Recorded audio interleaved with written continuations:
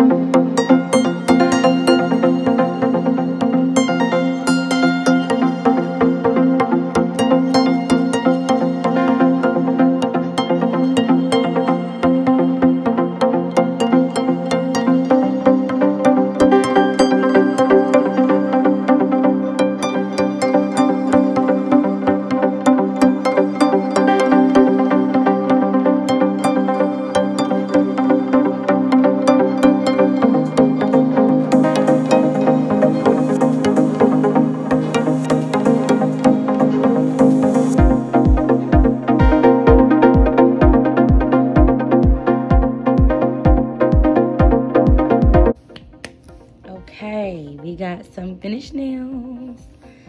I'm so proud of myself. You do not understand. Yes, the flooding got ridiculous. So I tried to file it down, but when I did that, I removed some of the polish. So now it looks kind of unfinished. You can definitely see my struggle areas. I'm still trying to get good with just painting. The blue one looks nice though. Yeah. I think they look so cute. I'm so happy to be learning how to do nails. If you're interested in following me on my journey as I learn, please come subscribe to the channel. And then I can do a 6 months from now and show how good I can do these in 6 months, and they're gonna look so bomb. I can just feel it already. Come on, come on, come on. Subscribe to the channel and watch my journey as I learn how to do nails. Turn it up and turn it on. I get glitter under my nails. A few hours later. Not only is it important for me to remember that dehydrator and primer, but my nails are legit too small to have these long tips on it, but I just thought the design was so cute. That can't be layering my polish so thick or I get chips. I love learning.